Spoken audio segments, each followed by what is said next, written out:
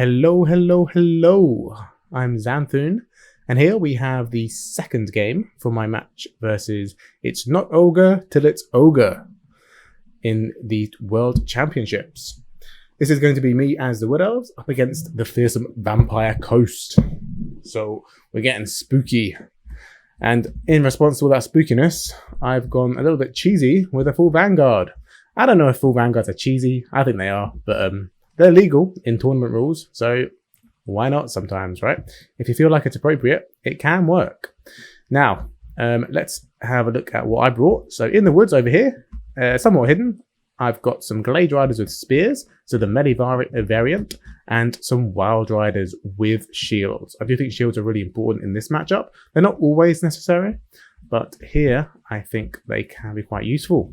And then as a front line, I do have 5 Dryads. I like them here because they deal with zombies, which is great because, let's face it, Vampire Coast always has zombies. They have magic damage, so they can actually damage Sirens if Vampire Coast brings them. However, I don't usually see the Vampire Coast bring ethereal units against a faction like the WoodElves, who do have a lot of magic damage. And then amongst one of those Dryads, I have my Lord and Hero. That is going to be my Lord Orion and my Mage Ariel.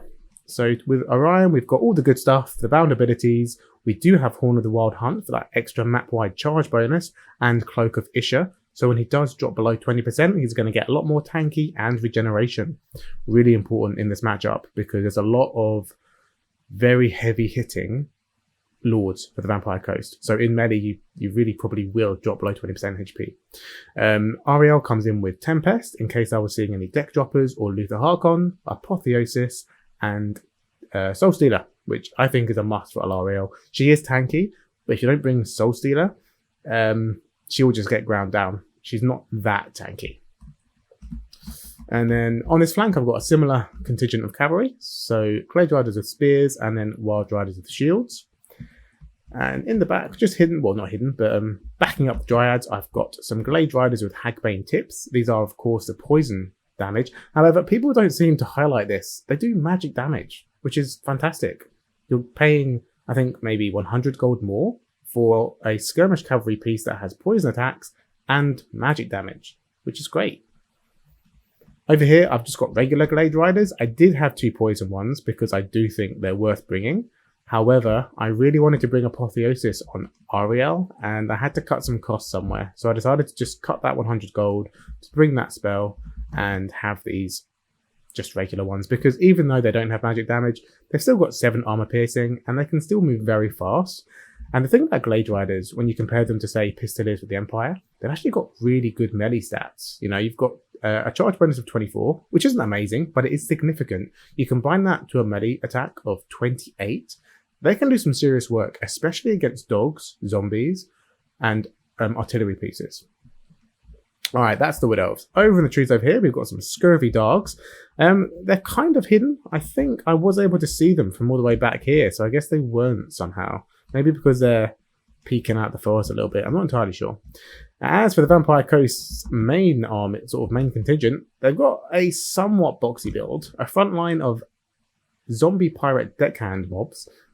I've always got to be careful saying the word deckhands. If I rush it, it just sounds really dodgy. Backed up by 2 animated hulks. Interesting pick. They are armor piercing and anti-infantry.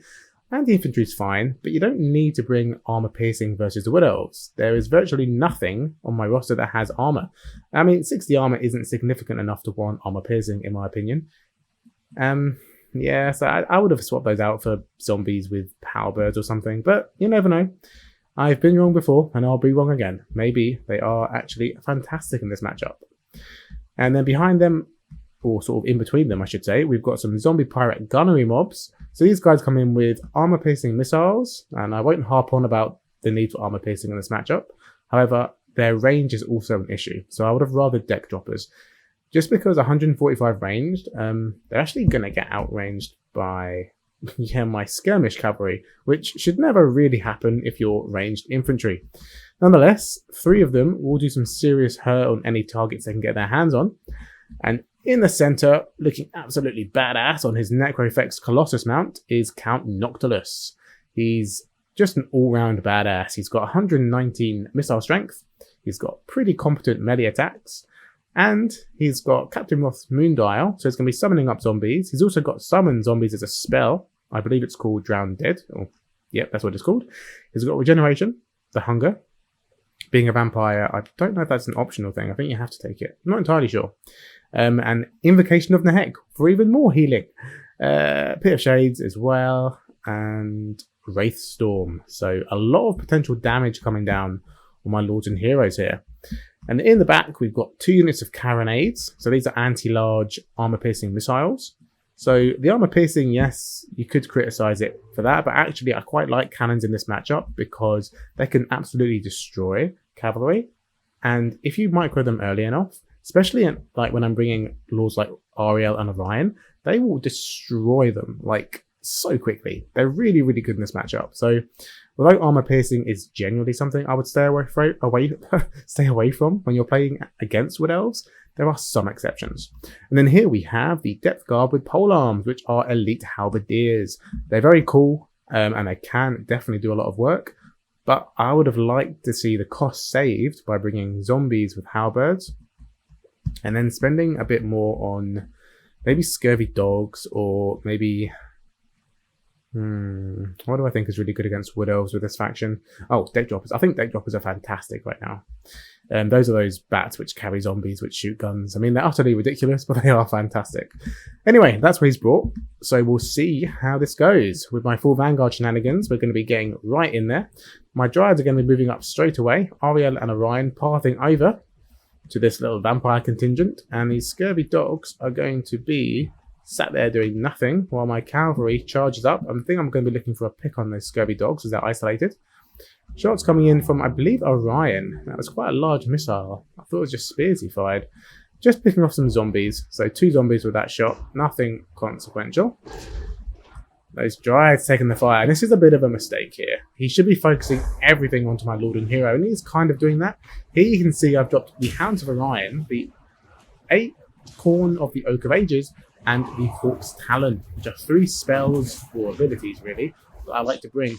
And I didn't really expect them to actually hit. What I was hoping to achieve was, it's not Ogre till it's Ogre, to see me casting those and react by moving his units so they weren't firing at me anymore.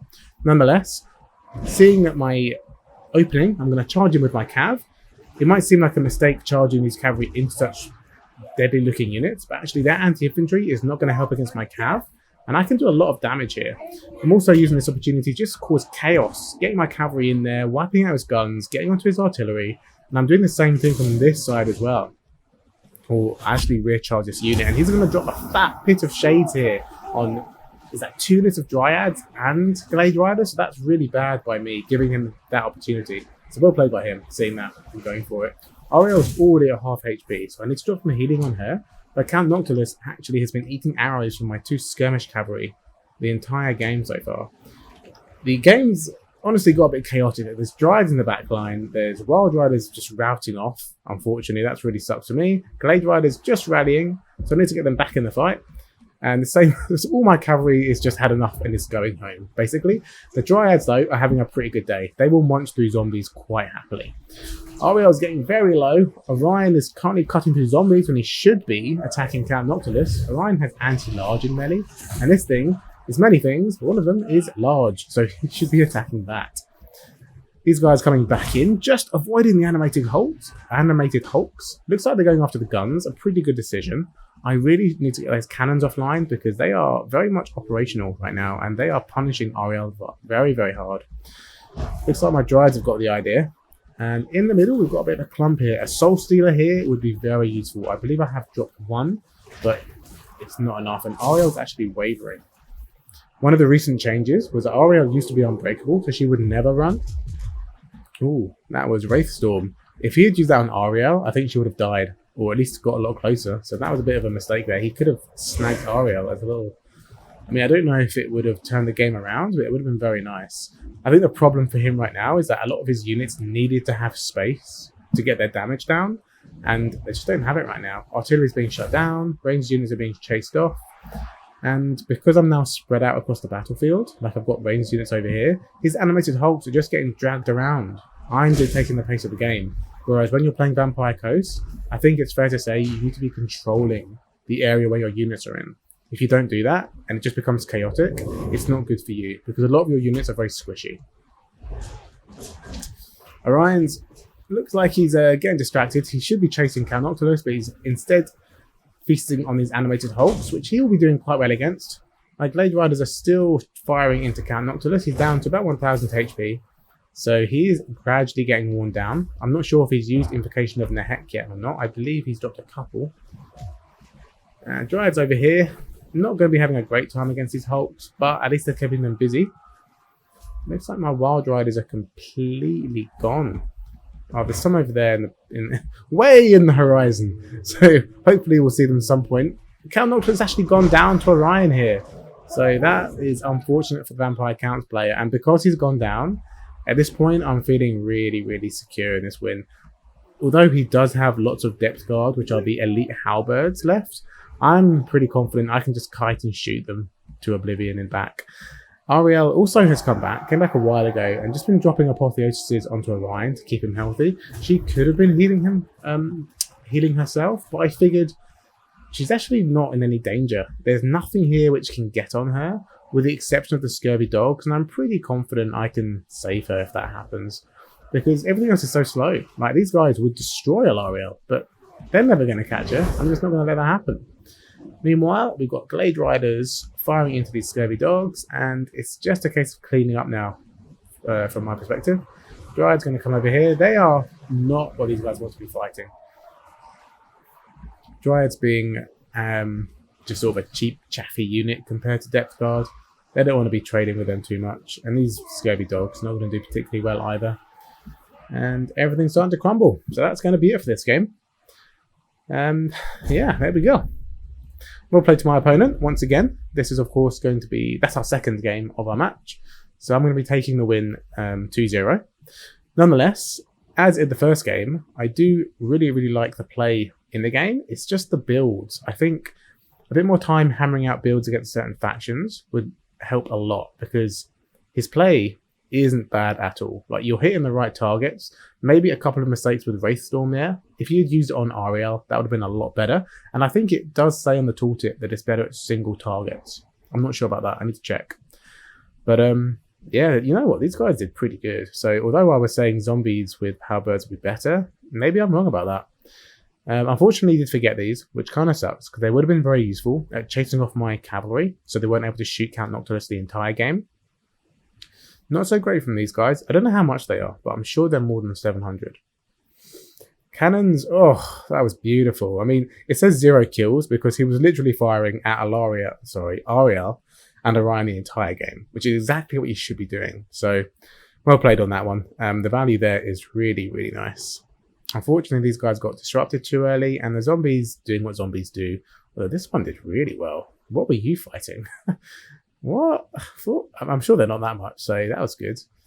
Unfortunately, Count Noctilus didn't pay for himself, and I think that comes down to maybe bringing him on the Necrofex Colossus is a little bit risky when you're potentially going up against a ton of missile fire. The thing is, I have seen it do well against matchups. It's hard to say. Just a little bit unlucky there, I think. As for my Cav, amazing value as always. I think Glade Riders with the bows are some of the easiest units to get cost efficiency out of, because they're so fast, it's so hard to catch them, and so they will usually just survive and pay for themselves and then charge into melee and do work. Wild Riders, not so much. I need to do a better job with them. That was pretty terrible. One of these Glade Riders with spears did well.